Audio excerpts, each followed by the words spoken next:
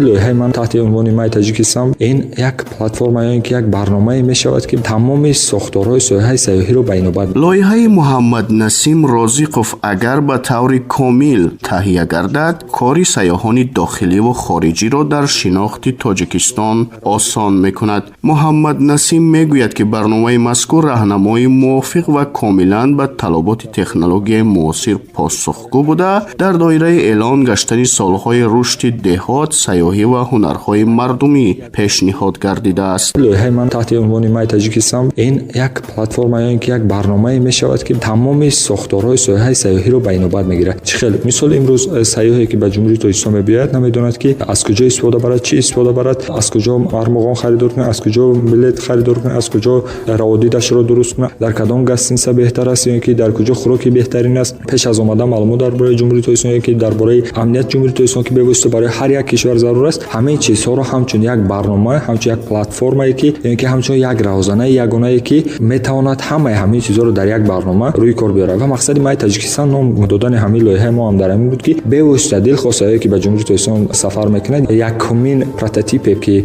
برای جمهوری تاجیکستان برای سیاحت سیاحی لازم است یگانه چیزی که هست طریق گوگل است. مثال تاجیکستان میزند علاقه برنامه در شکل اپ استور در پلی مارکت هست همین برنامه ها، لیکن وای می‌دارد همین برنامه رو وقتی که زیرکشی که به قول اسکچات میکنه تمام معلومات رو درباره همون از فرض کردیم درباره ناحیه بلجوان در اونجا مثال با قسمت ها جدا کرده شده است. یکم چیزی که هست خریطه ناحیه بلجوان است، دوم درباره تاریخ ناحیه بلجوان است، سوم جایهای تاریخ باب ناحیه بلجوان است. غیر از این در کجا ساونا بسین یا اینکه از همه چیز عادی در کجا مثال نقطه های دمگیری است یا اینکه سرای ها است، یعنی که از همه مهمتر در کجا خوراک بهتر است، کجا جای سیاحی دارد، هم طریق عکس، هم طریق معلومات، هم طریق معرفی، هم برای بالا برداشتن ساحه اقتصادی کشور روانه کرده است. این یکی از سمت‌های افضلیت‌ناک میباشد. محمد نسیم رازقوف دانشجوی دانشگاه ملی تاجیکستان، رئیس سازمان جوانان فاکولته اقتصاد و اداره، همزمان راهبر محفل اختیاران جوان دانشگاه ملی تاجیکستان، گیرنده استیپندیای پرزیدنتی در سالهای 2017 2018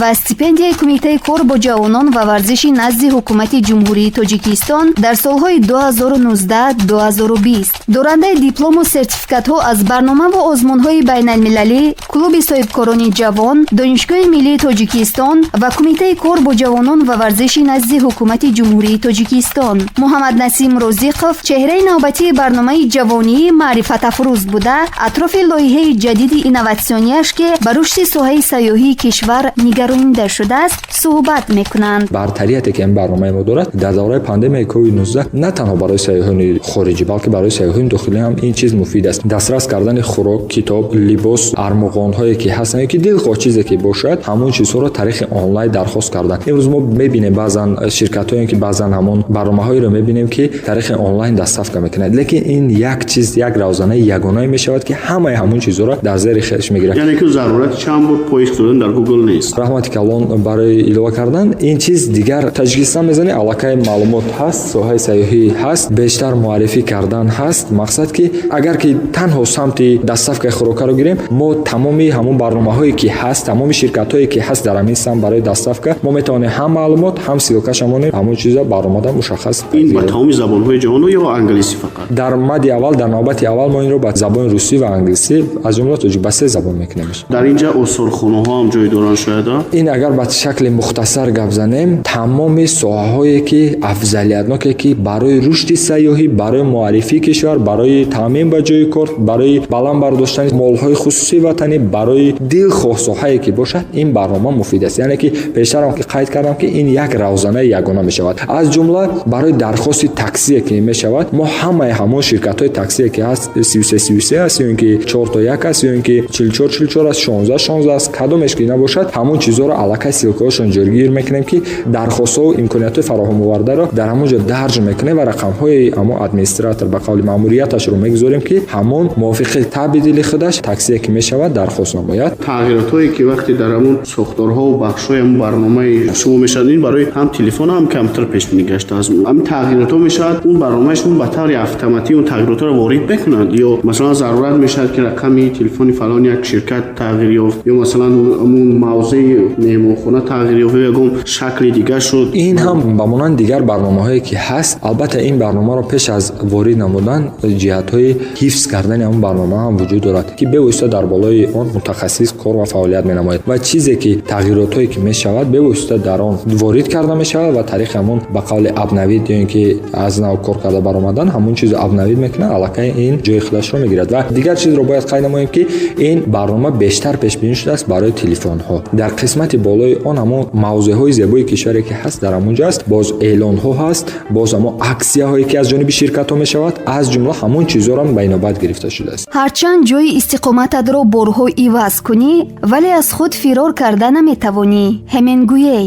идомаи суҳбат бо Муҳаммаднасим Розиқов, навовари ҷавони тоҷик дар барномаи ҷавонии Маърифатафрӯз. чӣ қадар маблағ барои шумо зарур аст барои сохтани ин барнома? ин барнома аллакай дар коркард аст. ҳамон гурӯҳе ки мо ҷамъ намудаем аллакай коркард рафта истодааст. танҳо ҳамон қайди расмӣ гирифтан дар кору барои реклама бошад. ин як маблағи на он қадар кӯчак ва на он қадар бузург барои мо лозим аст. ин аввалин лоиҳатон буд пешниҳод кардед ё қаблан ҳам ҳамин гуна фикрро доштед барои пешниҳоди лоиҳаҳои бузург?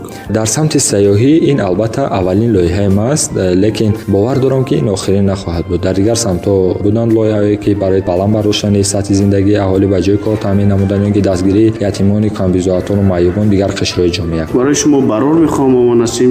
раҳмати калом ба шумо, муваффақият барори кор. Муҳаммаднасим Розиқов, донишҷӯи Донишгоҳи Миллии Тоҷикистон, дорандаи диплому сертификатҳо аз барнома ва озмунҳои байналмилалӣ, клуби соҳибкорони ҷавон, Донишгоҳи Миллии Тоҷикистон ва Кумитаи кор бо ҷавонон ва варзиши назди ҳукумати ҷумҳурии Тоҷикистон. Муҳаммаднасим Розиқов атрофи лоиҳаи ҷадиди инноватсионияш ки ба рушди соҳаи сайёҳии кишвар нигаронида шудааст, суҳбат намуданд. роҳи асосии ҷалби сайёҳони хориҷӣ ба кишвар ба таври осон ва мувофиқ пешниҳод кардани тамоми хизматрасониҳои дохилӣ мебошад. мушаххас аст ки сайёҳони хориҷӣ тамоми фаъолияти худро дар асоси технологияҳои муосир роҳандозӣ менамоянд ва аз ин лиҳоз мубаллиғони соҳаи сайёҳии мамлакатро мебояд ки ба ин паҳлӯи масъала диққати ҷиддӣ диҳанд.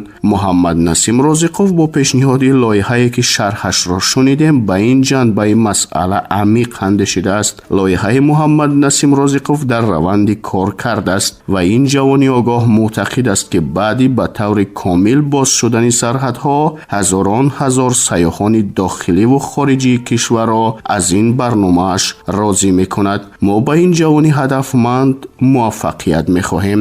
анҷоми барномаи ҷавонии Маърифатафрӯз аз радиои Фарҳанг, муаллиф Бахтиёр Раҳмониён. сарфароз бошед.